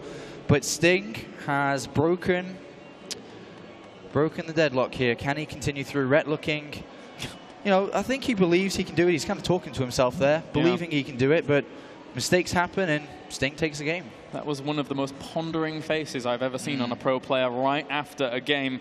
And that is going to do it for game number 3. Guys, we're going to send it over to the analysis desk with QXC, Jorsan, and Hearthstone. Thanks a lot, guys. Sting managing to take a game back there, preventing Rhett from taking the 3-0 victory. We saw Sting there with a little bit of a different opening. He went Reapers this time, but then transitioned into almost a Wings of Liberty style Hellion Banshee, but with a Widow Mine or 2 chucked in. What did you guys think of the opening that Sting used? I really liked the opening that he used. It was very effective at denying the third and also preventing Rhett from really moving out on the map. Yep. But behind that opening, I liked how Sting took his 3rd command center. He continued to macro up, transitioned into mech, and I think going mech out of this was a really good decision. Sure. Especially because in the previous 2 games, he went bio, and that didn't really work out for him. So I really liked his decision to go into mech, try something different, and hopefully catch his opponent off guard. Well, going on from that, actually, it's interesting you bring up that he went bio and now he's going mech, because we saw that the Mutalisks from Rhett weren't really as effective against the mech composition of Sting. He tried to do some, he tried to poke in and tried to delay Sting a little bit, but it didn't do maybe as much as he thought they would. Yeah, if you catch your opponent off guard, regardless of what they're doing, the Mutas can be effective. Usually the Mutas are a little less effective against mech, because 1 or 2 Thors plus a turret plus a Viking, and you can't really harass. The Thors just have too much range. The Vikings have too much range. And so Rhett was kind of looking around, poking in, trying to find a place, an opportunity to do damage, couldn't find it, and then his transition into the anti-mech play in the form of roaches, roach upgrades, roach speed, and what he went on from there was just too slow, too delayed. Is there a possibility for the Zerg to scout if it's going to be biomech before you make the decision to go into Mutaling or into Roach Hydra Viper or just roaches in general? The issue there is when you're playing a roach style, you're not taking as many gases, and when you're playing Muta style, you take a lot of gases. And so the time at which you would scout, the time at which you would decide how many gases you're going to be teching on, going into layer on, is before usually the Terran player makes the decision between bio and mech. So it's kind of a gamble, but is there a middle-of-the-road build for Zerg to be able to transition into Roach or into Muta against bio or mech? I think what Rhett did here would have worked. He just needed to make the transition into Roaches a little bit smoother. All right, so we're going to be hopping into the replay at this point, guys. Now, right here, we are in approximately the 16-minute mark as we see Sting move out with his mech army against Rhett. So we can see the tanks sieging up here. This is super important. Having your tanks siege means they're incredibly effective against roaches. Rhett kind of sees the army and realizes he doesn't really have the tools necessary to fight it. Tries to go for this large backstab with these speedlings and roaches. But Sting does a great job of having his units back home, sieged up, ready to defend this. Takes a bit of losses, but these Hellbats are very effective against roaches when they fight them head-on. The Hellbats forcing the roaches to back up. Meanwhile, Sting is able to push into Rhett's natural and just continues to do so much damage. Basically forces Rhett to either have a bad engage here or lose his natural, his upgrades, and then eventually the game. Really well played there from Sting, taking one back. He's now a map away from evening out the series 2-all and forcing us to go into a game number 5. We'll see if he can do that, or if Rhett is, at this point, going to be able to take it 3-1. Any predictions, gents?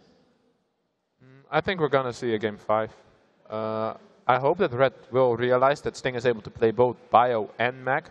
We did see Mech before, we did see Bio before, a ton. I think we saw way more Bio than Mech actually out of Sting. So I think he prefers to play Bio, but after this game he has to think like, well, Red really didn't transition well out of the Mudas, maybe I should try it again. And I think Sting might be able to take one more game before Red maybe switches up his playstyle a little bit.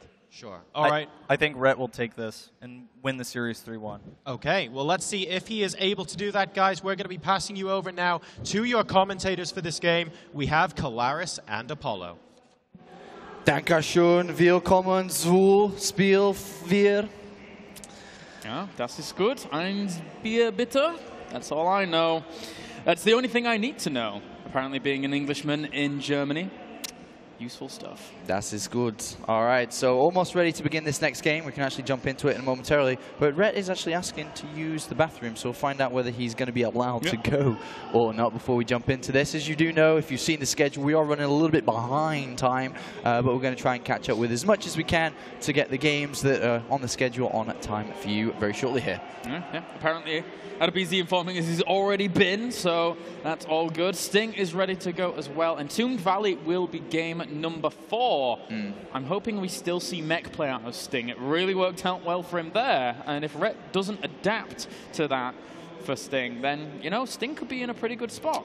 Yeah, if Sting, I mean, Entombed Valley is a pretty good mech map, and we are going to take a couple of minutes here just while Rhett gets ready to rejoin in, but thinking about Entombed Valley, thinking about mech used on this map, it could open up a very nice game here for Sting to open and win with, and then go over to game number 5 if need be. Could do. Admittedly, the middle of the map can sometimes be hard to control with mech because it is so wide open, but as long as you're keeping an eye on the attack paths that occur down the sides, as well as, you know, controlling the watchtower, it's not too difficult to make it work. You do see a lot of Terrans actually going for Bio here, but especially with speed medevacs, it can be very, very strong. Well, Sting, the Singapore champion, excuse my mistake earlier, second place, Sting champion of Singapore. You think he can go through? I mean, you heard predictions over the analysis desk. What do you think? Well, I think, you know, with Rhett only having to win one more in these next 2 games, I think it's on Rhett's side. I really do. He looked really good in game number 1 and 2. If he can just cover all his bases like he was doing so phenomenally there, I think it's Rhett's. Think 3-1 Rhett then? I'm going to have to go with it, yeah. I'm going to have to go for a 2-2 here. Yeah. I think a 2-2 is coming out from this man you see on screen. A very cute individual, nice round face, and is very, very polite, very shy actually. So if you ever want to meet him, be aware, he's shy. But with all shy people, you can eventually get them. You can. And, I mean, on Entombed Valley, again here, Rhett, what do you think? Are we thinking, you know, just Lingbane Muta until he sees the deviations from his opponent once again? Yeah, and that's something that can be exploited, and I think that's what Rhett's going to do. That's where Rhett's meant to be, by the way, on that corner there. As you can see, he's not there at the moment, but will be in a couple of moments' time. Stefano sitting next to him, as you can see, his dog. Or maybe Stefano's left his dog. Aww. And then, of course, Mana over there. But going back to what we were saying with the Zergling-heavy style, it's very, very exploitable in Heart of the Swarm, whether it be Hellbats used within your composition and, you know, more exclusively Widow Mines. We haven't really seen them come to full effect yet when it comes to Sting's play. But we'll see what's going to happen on Entombed Valley. Of course, Blue Flame, another option here for Sting. And on Entombed Valley, cross positions, remember, it's a lot more difficult for Rhett to get proper scouting information. It's going to be hard for him to come in from the right angles to know what's behind it. Is it 3 command centers? Is it Blue Flame? And all these things are options that Sting has in front of him to use and abuse. Yeah, and I think that, you know, with Sting actually having a good command of this map, if he uses Widow Mines again, it really does feel as if Rhett is is very, very well versed against Widow Mines. Yeah, sure, he's lost a few lings here and there to them, but every time he's going down a choke, every time he's running anywhere, he's always either sending one ling in first, or he's actually being able to keep an eye on the spot relentlessly to the point where he can pull back very, very quickly. I am also now thinking, does Rhett do with his game advantage an all-in? Is that something that Rhett would do, though? We all know Rhett, that he's not kind of that player. So there's a side of me that's saying, why would you even suggest that? But with a 2-1 lead and a very predictable style of always going for hatchery first and so on, is it something that Rhett would risk, for an option to win this game? Could be. And whilst we're just waiting here, we do have the brackets up on screen for you. As we saw, Mana did defeat Nurcio, and he will be playing on against MVP, whilst Stefano lost to Parting, so he's going to be playing Yoda in the next round. That's right. So the next game's coming up, as you can see. Dream versus First, then over to MVP versus Mana for that game. And then, of course, the second quarterfinal. And then we will halt for the day. Yeah, and for now, we are getting loaded up and good to go into Entombed Valley here. Liquid Rhett versus Sting here for the Intel Extreme Masters World Championship, a round of 16. We're loaded up and good to go, Apollo. There's the trophy in the middle of the stage. One individual will be kissing that at the end of this tournament. Who is it going to be? Could be one of these players. Very easily could be. But I think we all have our favorites, and I think there's a guy at the top of the bracket called MVP that definitely wants to hold it. Yeah, he's a scary chap. Could be a 2-time Intel Extreme Masters champion very soon. Both that he attends, he could win. As for now, spawning up to the top left-hand corner as our Red Terran. Currently 1 game down, but looking to bring it back. He goes by the name of Western Wolf Sting. Spawning down to the bottom right here as our blue Zerg. 1 game away from advancing on to the round of 8. He goes by the name of Rhett. And Sting, he's not a big name in Korea. His only real success within StarCraft 2 has been at the Intel Extreme Masters when he won the Singapore tour stop. But aside from that, he really hasn't done anything. And it was a great pickup from Western Wolves for definite to have Sting, a tournament-winning player on their side. But we'll see if he's going to, make waves at this tournament. He's opened up with a gas once again, so we will be seeing a Reaper play from him. And, it has been relatively, successful. You don't have to get drone kills all the time. 1 is ideal, and for everything else is a bonus. But it's all the scouting information, the option of forcing mistakes as well from Rhett. And I think for Sting, he did pretty darn well in the TSL. But during all of that time, he was actually teamless. He wasn't on NSO, so he was being eyed up by a few people. Western Wolves was one of them. And for the most part, he was just trying to be out there, make a name for himself, which can be extremely hard when you're actually teamless. It is, and there's a lot of teamless players out there at the moment. Yeah. So any organizations looking for players, keep your eyes open. There are quite a few out there at the moment. But for now, let's jump into this game, Rhett versus Sting. And I'm going to stick to my prediction. Yeah. I think Sting's got this. He's going to play some tanks. World of Tanks. World of Tanks. We have that lots here of as tanks. Well. Lots of tanks. Well, I think for Rhett, if he is able to get onto the end game, he could have Ultralisks out, and that can be very, very fearsome on this map. So we could see that against World of Tanks. Ultra's a much better pick than Broodlords on this map, just because the middle of the map's so wide open. And it is a little bit more difficult to play with them, especially now that Fungal's changed. The way that Fungal works is it's very difficult to pin a good flanking Terran coming from different angles. But there we do have the Reaper making its first move in. Using the drone onto the extractor so it doesn't end up dying off whilst the Zerglings are on the way out. He actually, he split up all of his Zerglings, so he now has to bring those back here to try and chase them down. But good micro here by Sting, right on the cusp of the melee range from those Zerglings. And he picks up a couple of kills for his trouble there. And behind this, just the factory as usual. But there is a Roach Warren Kalaris. I mentioned it before. Would Rhett do something like this? And this is actually quite a strong follow-up. And I think this is more of Rhett looking, especially if you look at Ohana, at that last map. Where was his overload? It was over everything.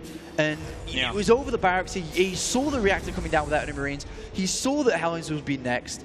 But there's a Widow Mine coming, which is not following pattern, I suppose, because he saw the gas so early on.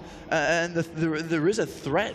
But still, even with a single Widow Mine, would it be enough? And is that Widow Mine even for defensive reasons? Is that to borrow? Is it to poke up with double Reapers? Well, I think we've got to mention that it's a much better choice than actually going for Hellions to kick things off against Roaches if they're going to be piling across the map.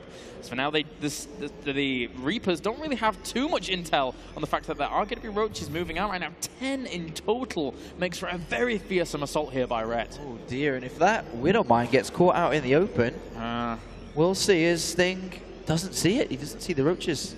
Oh God, he moves in, doesn't see him still.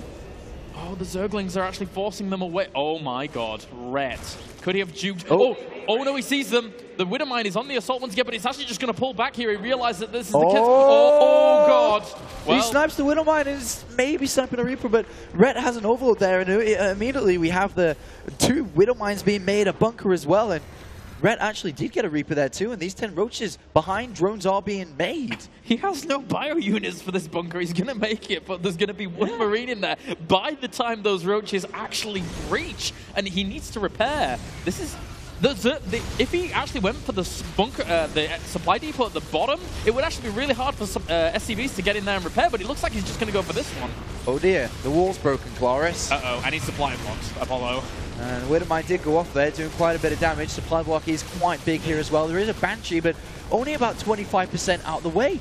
Is Ret's doubled his opponent's supply? Is Ret going to get a 3-1 victory here? Oh God, he's killed 15 workers already. He's killed 17. There's only 11 left. He's killed 20, 21, 22, 23. It's all going down here for Sting. He has 1 SCV left. I think Ret might have done it. Ret's going on to the quarterfinals here. He's about to beat Sting. 1 SCV's not going to cut it. Doesn't matter how many mules you have. 1 SCV's not enough. The scan goes down from Sting, and that is just GG. Wow. Liquid Ret takes out Western Wolf Sting, and look at that smile.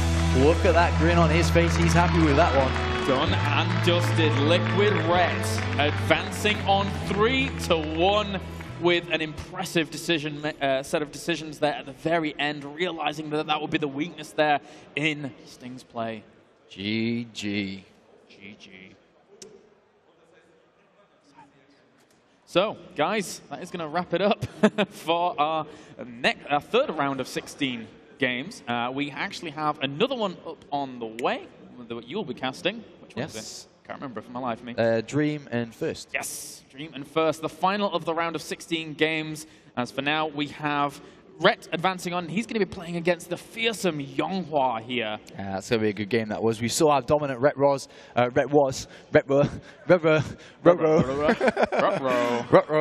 We saw how dominant Ret was when it came to playing Protoss players in group stage. It'll be quite a cool matchup against Yonghua, who went 5-0, by the way, in Group A. Yeah, crazy, crazy stuff. So, guys, for now, we are going to send it over to the stage with Rachel for a little bit of an interview with Ret. Thank you, guys. Ret, absolutely incredible there. When I asked Sting what he thought the result was going to be, he said 3-0, 3-1 maybe. What do you want to say to Sting now? Well, when I heard that, I just had to laugh because I knew I would take at least 2 games because I had 2 strategies mapped out that I knew I would win with. But I'm just happy that I made it through. Well, you had a day off. What did you do? How did you spend it? Actually, I drove home and I chilled at home because it's not really that far from where I live. And yeah, here we're kind of in the hotel in the middle of nowhere, so I figured I might as well just go home and relax and get ready and watch the games and try to figure out what everyone's doing, and it worked out well. Well, you said you knew you would win 2. You had 2 strategies prepared. Game 3, when you pulled out the bio, what were you thinking? Well, he pulled out the mech, but... Excuse me, pulled out the mech. 2 games bio first. Sorry, Team Liquid. Yeah, I wasn't sure what to do there. I think I could have won that game, but I made some mistakes. But overall, I just got a bit nervous because it's 2-0 and you only need one more map, and then it starts to rush to your head a little bit and you lose your cool, and then I'm just happy it worked out in the end with the Roach attack. Well, congratulations again to you, sir. Excellent play. You're giving the Zerg hope. I'm going to hand it over to the experts. They're going to explain exactly how you kicked butt there. Well, congratulations to Rhett there. He did an absolutely phenomenal job. 3-1 over Sting, and he advances now to play Yonghua. Yep. That's true. That is true indeed. Guys, of course, that final game was pretty quick, to be fair. We really want to take a look, though, at this one moment in the replay. Let's zoom in straight away and take a look at around the 6-minute mark. We had some fantastic positioning here where basically Lings were baited out and the roaches were just not spotted until significantly later. Let's just go into it. We'll see there.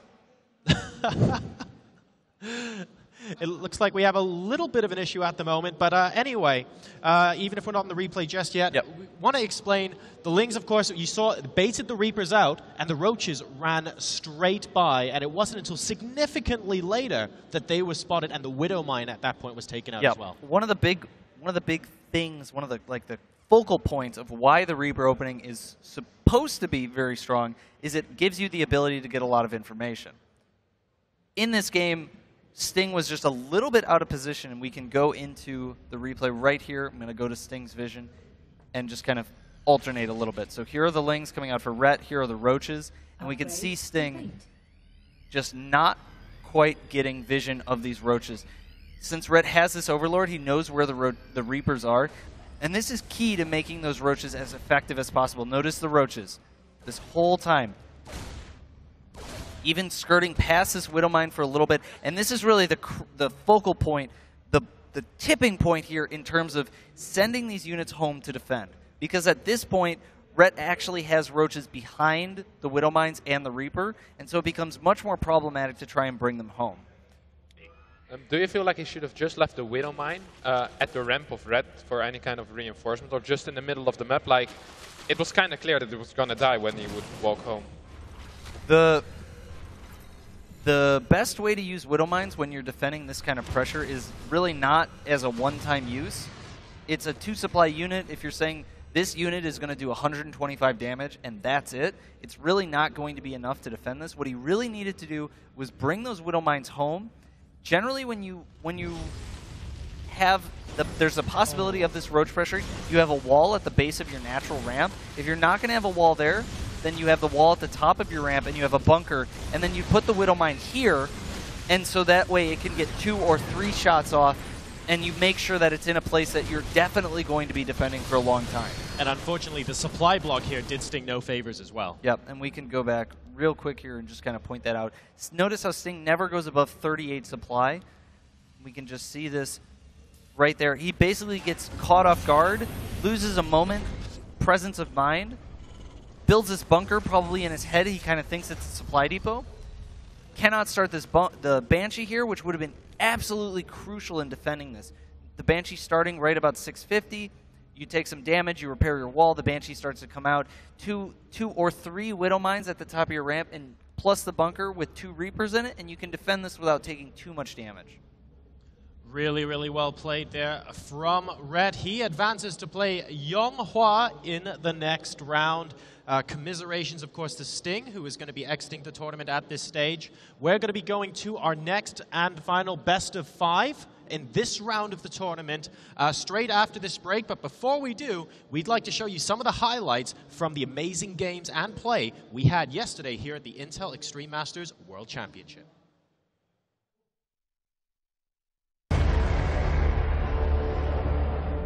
One in the single and the first degree.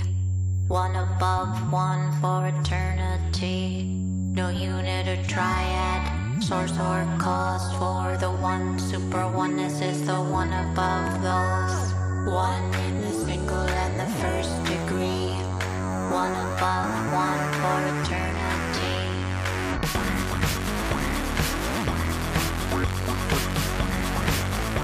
That's been the moral of this game. If you're looking at it, that third base just hasn't survived. It's never really been efficiently mined from. The Mueller's just going to fall instantly here, and they get picked off like flies. Stefano does it.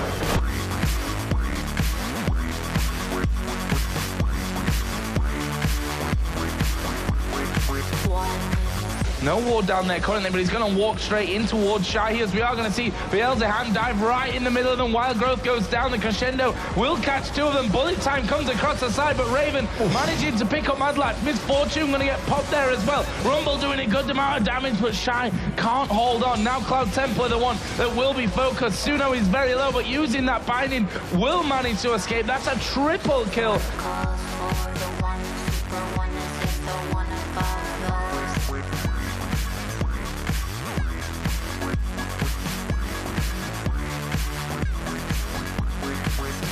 And we are going to see Meteor Makers coming in around the side. The Cocoon not landing, but the Roots will land onto Froggen. Here comes the Zyra ultimate in there. The intervention came onto Froggen, but it might be too late. Oh, Makata flashed over for the chase, but he'd already got the kill. Makler getting one. Stan United going to come in. There's a Bullet Time ripping through MYM. They all go low, but will they get the kills? Dragon has gone down there in the final seconds of it as the flash comes out from Yellow Pete. Here is the Destiny, though. Where's Twisted Fate going to go? He's down at the bottom, flashes into Snoopy. There's the wild card finisher. Destiny is already timed out. Wicked is still in the Dragon Pit low. Zyra actually coming in around the side, and there is a finisher from Makler again.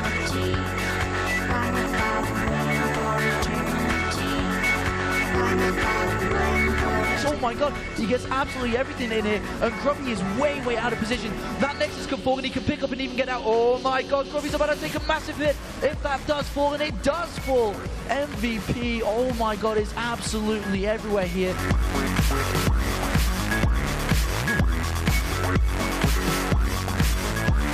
A lot of times before it's actually going to get caught over. Yeah, he's going to get flipped up by the Q. Can they finish him off? He's got the poison already flashing from Candy Panda. First blood to SK.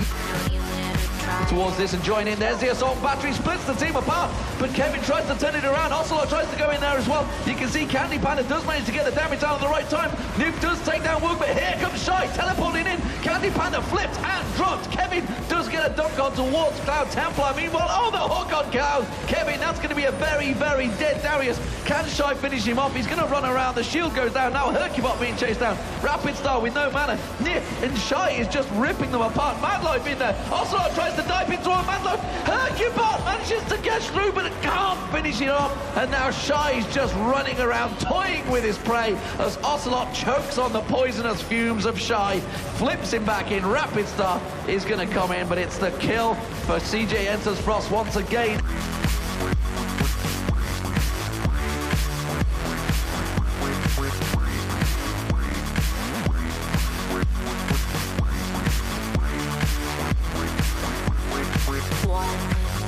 Widowmine should be able to burrow, lures those Hellions in, should be on all right position for him. But that was so smart. Oh my god, meanwhile actually MVP just gonna drop as well here. Oh, so good. Dream did not react in time. He didn't see where his opponent's army was, and he's gonna be punished for it. MVP here, he could take out so much production facilities even if he actually pushes back all of these Marines. Dream cannot bring these siege tanks forwards that he desperately needs to actually kill off this army. And you see this came at the perfect time.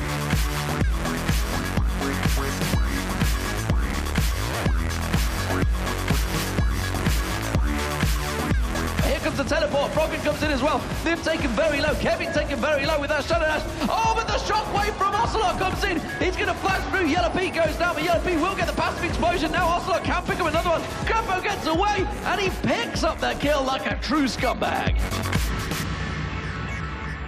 Ocelot's not going to be enough to deter them. They take down one turret. There's a flip on towards Hercubot. He's going to try and do as much as he can. The Wither's not going to slow him down. The Kevin gets flipped now. They're getting flippity-flopped all over the shop. But it is going to be the final Nexus turret going down. And the Nexus will drop.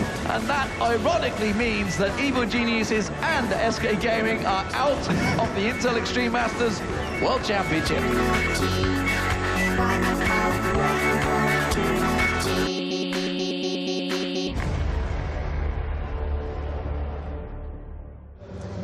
Ladies and gentlemen, welcome back to the Intel Extreme Masters World Championship. We are here in Hanover, Germany at CeBIT, and they are showcasing some incredible new technology here, and our stage would be remiss not to do the same. So please help me welcome, from Tobii Technology, Peter. Thank you. I wanted to time that right. I think I got it right that time.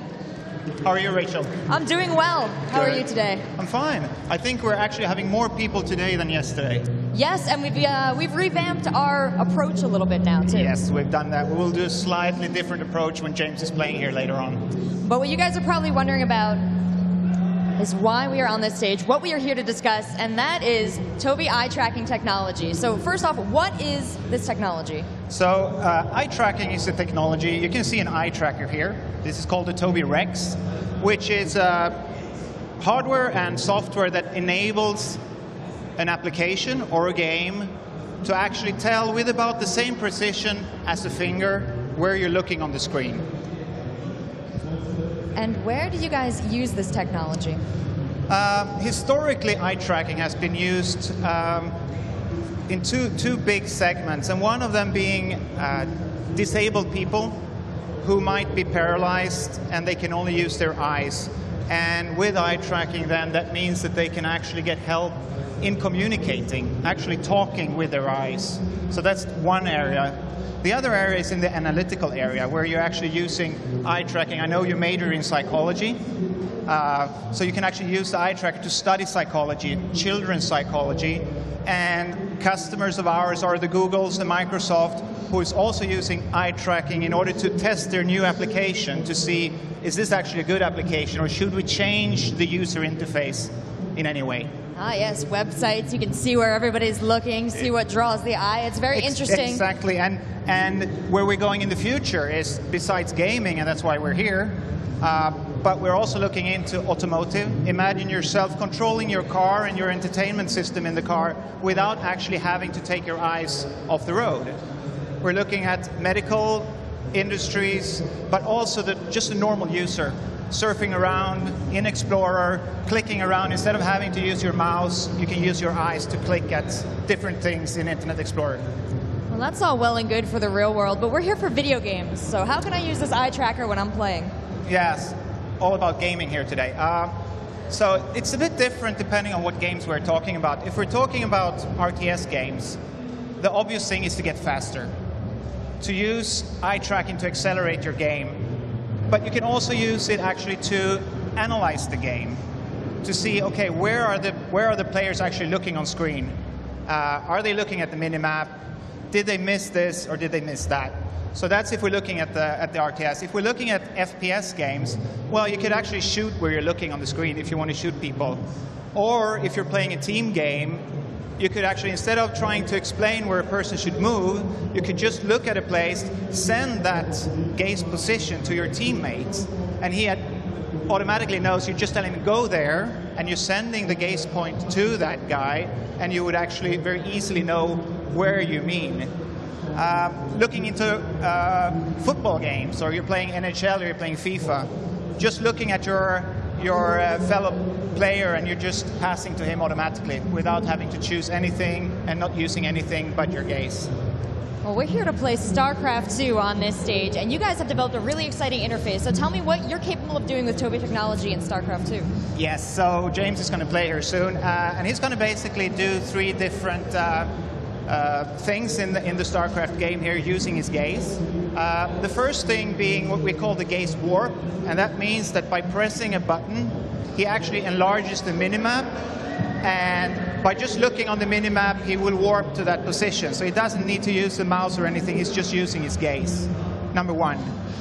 Number 2 being instant pan, and that's a very simple thing that you just, by clicking a button, you're just centering the screen where you're looking. So very, very quick in just recentering the screen exactly where you're looking. And the final one being the instant action. And that means that you actually can move a unit to where you're looking. So if you have marked a unit or an army, and you just look on a spot, and you press the move button, or the attack button, or the patrol button. But that means that you can move to exact the position where you're looking without moving around with the mouse. Well, that sounds all well and good, but I'm going to need to see this in practice because it's a little hard for me to conceive. So what we actually have set up over here is James. He's going to be playing a StarCraft 2 campaign. We're going to have a camera on his hand. You're going to see he's not going to need that. A camera on his eyes to see where he's looking, and then we're going to watch him play this game, and he's going to tell us exactly what he's doing. James, are you ready? Yep, sure, sounds good. Okay, so there's 3 things I want to demonstrate. Obviously, a little bit been outlined already. The first one is our gaze warping, as it were. Basically, if I look up to the top on our minimap, it should take me all the way up there, and then I will go back to the minimap here. A special little overlay that has been produced for this, and then I can go straight back to my units. So I'll do that again, go straight up to here, and then look down and go straight back. Next, I can easily go and move command. Once it actually wants to be cooperative, there we go. So I can move wherever I'm looking and make that quite nice. I can even attack, so we'll be able to take out this in our first mission of campaign. So for now, we're going to move on forwards up here, and the next tool is something called panning, which we use another mouse button here to actually just pan in the direction that I'm actually looking. So if I look up to the top of the screen, I can actually pan in that direction. I'll pan up to the top left-hand corner, and there we go. So can constantly still move around. We'll advance on. And you can actually complete situations like this pretty easily with this technology. And we'll keep going around, keep panning around as well. As you can see, the mouse isn't moving at all. Just using the buttons on the mouse purely as demonstration, as that does trigger some of the functionality that does come along with this. So we'll attack over here. Let's just move that on. And take out a few more Marines here on our first game. So, as I said before, there's 3 big functionalities. There's the warp gazing. You can actually select extra units with this. Let me just see if I can allow that to work out. So we can bind those to our hotkey as well there. And for now, we can continue moving on and maybe even kill some more things. So you can really, sometimes it is a little bit unresponsive, but for the most part, you can complete these tasks pretty easily. Well, I think one of the finest things about this technology is this enables people who are not fully motor capable to play these games and to play them on a competitive level if they so choose. Yes, you're absolutely right. Well, James, do you want to come up here and maybe discuss your experience with us? Now, as a former competitive player, as someone who examines a lot of StarCraft, how do you think this can actually be applied to StarCraft 2? Well, obviously, being in beta prototype right now, it's not pinpoint accurate, but if things like aim assists were actually in there, that would help out a lot as well. And in the end, you could actually gain a lot of speed if you were able to just basically look at units and select them in that fashion. Obviously, people are very, very used to mices right now. That's something that, you know, it would take a little bit of time to get used to. But in the grand scheme of things, you could actually speed up. And I think you should see it as not as a replacement of the mouse, but actually today you're using 2 inputs. You're using the keyboard and you're using the mouse. But with gaze, you also have a 3rd input, and that's using your eyes to point with. So you can actually perform 3 commands at the same time instead of 2 commands at the same time. Exactly. It's like an augmentation, right? Yes. It's there. It's another tool that's going to be able to help gamers advance on that little bit further. And then you can add extra dynamics to games that could have never been possible before without an actual person's vision coming into play. Yes. I think one of the things I'm most excited for is for you guys to get in development. I want to play a game that's based entirely around eye tracking. So when is this going to become available to the public? So right now we have this unit which is called the Developer Edition. So that's basically a call out to you out there in the audience here who are a developer and who probably is a gamer as well, and you have a great idea on either building a new game, developing a new game, or building a plug-in to an existing game like we've done here for StarCraft 2. And bringing that to market. So really, if you want to do that, then you just go into our homepage and you can actually sign up as a partner and do this development. In the fall of 2013, we will actually launch a limited edition. So that's 5,000 of these units that we will actually sell to the consumer. And this is the first time in history where actually eye tracking has been made available at a price point where actually consumer can buy that. Moving over into 2014, we will see it start being integrated into all-in-ones and monitors. And then another year later, beginning 2015, we will also see it going into ultrabooks and smaller laptops as well as tablets. That's all very exciting. Is there anything else you'd like to say? And what is that URL if we do want to check that out? Sorry? The URL. The URL is www.toby.com, and that's Toby with 2 I's. Well, actually, I have another thing. I have a question for you, Brian. If you had a wish now, you've tried this with these 3 features that we've shown in this prototype. When it comes to building a product and having a product out there, would you have a request or a feature that you would like to see in this product? I think the aim assist is something that would be extremely useful. I mean, it's already implemented in consoles quite a bit in terms of things like Call of Duty and being able to play that and stuff. But for the most part, that would really, really help this product in order to just be able to select things a little easier. And then also, in terms of StarCraft, personal wish would be the ability to actually box things. So hold down a specific command, look in one location, look in the second location, and then have a box that selects all the units within that box. All right, thank you. So if any of you have any ideas or any thoughts, please feel free to go into our Facebook page and give us the ideas about what we should do with this product, but also which games should we actually gaze enable in the future. That would be a great help from you guys out there. All right, well, thank you so much, Peter. Thank you, Toby Technology, for this great information, and I'm excited to see where this technology goes. Also, thank you, James, for the demonstration. Thank you. We're going to go to a quick commercial break, and when we come back, we've got more StarCraft 2 Heart of the Swarm.